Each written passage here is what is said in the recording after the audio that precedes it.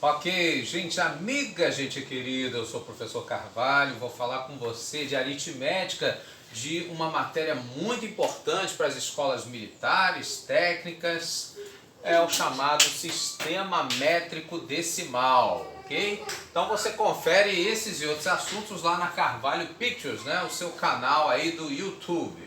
Muito bem.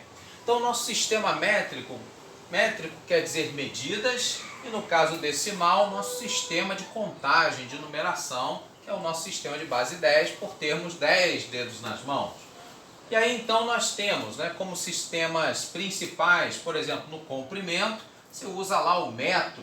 Para medir massa você usa gramas, e no caso de volumes você utiliza litros. E aí então a gente muitas vezes tem que lidar com os chamados múltiplos, que são medidas acima, no caso do metro, da massa e do volume. No caso do metro, por exemplo, hectômetros, decâmetros e quilômetros, né?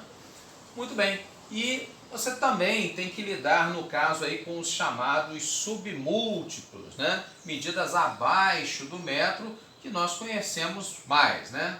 No caso aí, os decímetros, centímetros e milímetros, né? Que a gente até brinca, né, dizendo que é decímetros, ou seja, 10 vezes o metro, centímetros, 100 vezes o valor do metro, e milímetros, no caso aí, 1000 vezes o valor do metro. Muito bem.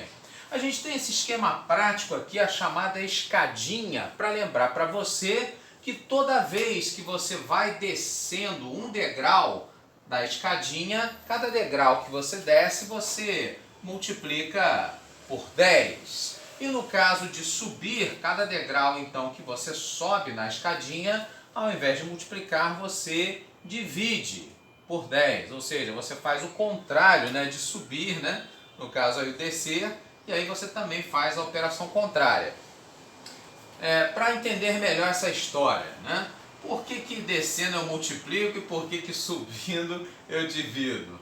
Porque geralmente o que é mais fácil? Você descer uma escada ou você subir essa escada? Geralmente descer é mais fácil, correto? Muito bem.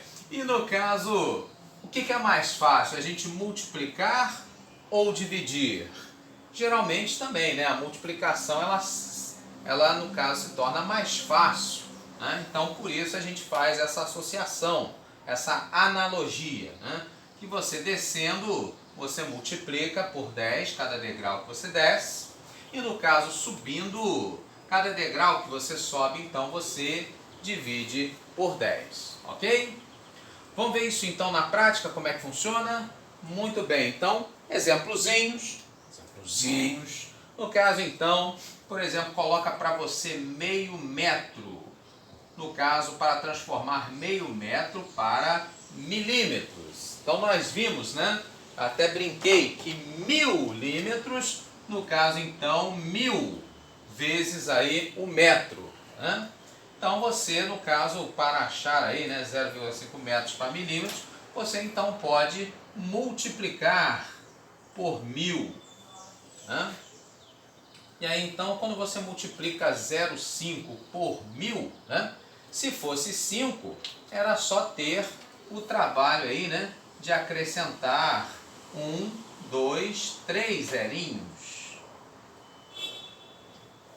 Mas como tem, né, a tal da vírgula, né, aí nesse caso então você é obrigado a deslocar essa vírgula 1, 2, 3 vezes, devido à quantidade aí de zerinhos que vai multiplicar, no caso aí por 1000. Vamos ver? Então no caso essa vírgula, ela vai se deslocar então 1, 2, 3 casas. Então, se deslocando aí as 3 casas, ela ficaria aqui. Ou seja, nós teríamos então 0,500,0, que é nada mais nada menos que a mesma coisa, né? 0 à esquerda a gente não precisa considerar. Isso então seria nada mais nada menos que 500 milímetros, ok? Tranquilo? Aceitável? Razoável? Pois bem, então no caso aí de 30 centímetros, né? Então no caso aí centímetro, você já viu, né? 100 vezes o valor aí do metro. né? E aí então teríamos que transformar 30 centímetros para metros, né? Bom, então centímetro para metro, né?